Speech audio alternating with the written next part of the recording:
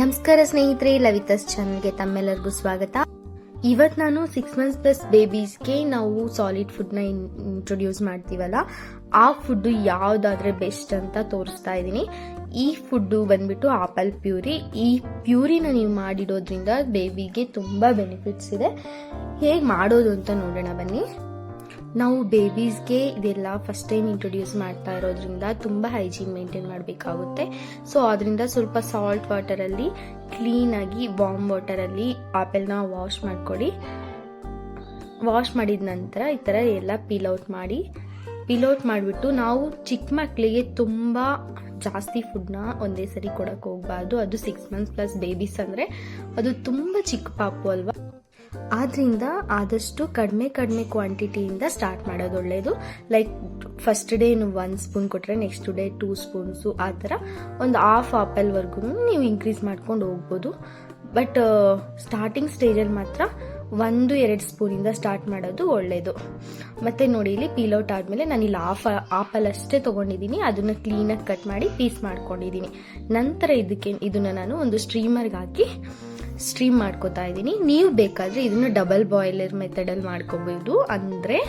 ಅಂದರೆ ಕುಕ್ಕರಲ್ಲಿ ನೀರು ಹಾಕ್ಬಿಟ್ಟು ಆ ನೀರ್ ಮೇಲೆ ಒಂದು ಬೌಲ್ ಇಟ್ಬಿಟ್ಟು ಆ ಬೌಲ್ ಒಳಗಡೆ ಈ ಆಪಲ್ ಪೀಸಸ್ನ ಹಾಕ್ಬಿಟ್ಟು ಬೇಯಿಸ್ಕೋಬಹುದು. ಅದು ಡಬಲ್ ಬಾಯ್ಲರು. ಆ ಥರ ಬೇಯಿಸ್ಕೊಳ್ಳೋದ್ರಿಂದ ಸ್ವಲ್ಪ ನ್ಯೂಟ್ರಿಯೆಂಟ್ಸ್ ಎಲ್ಲ ಹಾಳಾಗೋದಿಲ್ಲ.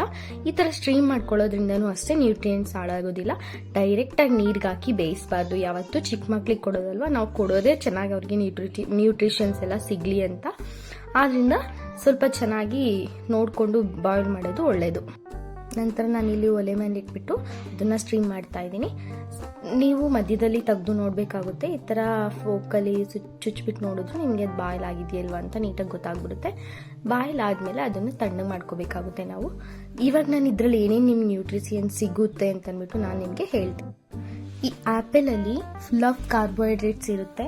ಆದ್ರಿಂದ ನಮ್ಮ ಮಗು ಡೇ ಫುಲ್ ಎನರ್ಜಿಯಾಗಿರೋದಕ್ಕೆ ಇದು ಹೆಲ್ಪ್ ಮಾಡುತ್ತೆ. ಮತ್ತು ವಿಟಮಿನ್ಸು ಅಷ್ಟೇ A, B1, B2 and C vitamins ಪುಷ್ಕಲವಾಗಿ ಇದರಲ್ಲಿ ಇರುತ್ತೆ. ಹಾಗೆ ಇದರಲ್ಲಿ ಮಿನರಲ್ಸು ಸಹ ಹೆಚ್ಚಾಗಿರುತ್ತೆ. ಅಯೋಡಿನು, ಫಾಸ್ಫರಸ್ಸು, ಐರನ್ನು, ಕ್ಯಾಲ್ಶಿಯಮ್ಮು ಇವೆಲ್ಲನೂ ಸಹ ಹೆಚ್ಚಾಗಿರುತ್ತೆ. ಇದೆಲ್ಲನೂ ನಮ್ಮ ಬೇಬಿ ಗ್ರೋತ್ಗೆ ತುಂಬ ಹೆಲ್ಪ್ ಮಾಡುತ್ತೆ.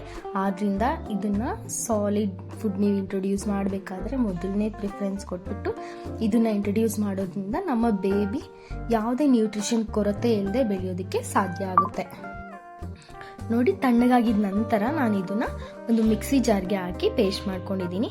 ನಾನು ಕ್ವಾಂಟಿಟಿ ಜಾಸ್ತಿ ಮಾಡಿಲ್ಲ, ಸ್ಟಾರ್ಟಿಂಗಲ್ಲಿ ಕಡಿಮೆನೇ ಕೊಡಬೇಕಲ್ವ. ಆದ್ರೆ ನನ್ನ ಚಾನಲಲ್ಲಿ ನಿಮಗೆ ಬೇಬಿ ಫುಡ್ಸು ಮತ್ತು ಬೇರೆ ಥರ ಫುಡ್ಸು, ಹೆಲ್ದಿ ಫುಡ್ಸ್ ಎಲ್ಲ ಸಿಗ್ತಾ ಇರುತ್ತೆ. ನೀವು ಇದೇ ಥರ ಫುಡ್ಸ್ ನಿಮ್ಗೆ ಬೇಕು ಅಂದರೆ ಪ್ಲೀಸ್ ಸಬ್ಸ್ಕ್ರೈಬ್ ಮಾಡ್ಕೊಳ್ಳಿ. ಹಾಗೆ ಫ್ರೆಂಡ್ಸ್ ಆ್ಯಂಡ್ ಫ್ಯಾಮಿಲಿ ಜೊತೆ ನಿಮ್ಗೆ ಈ ವಿಡಿಯೋ ಇಷ್ಟ ಆಗಿದೆ ಅಂತ ಭಾವಿಸ್ತಾ ಇದ್ದೀನಿ. ಇಷ್ಟ ಆಗಿದ್ರೆ ಒಂದು ಲೈಕ್ ಮಾಡಿ. Thanks for watching.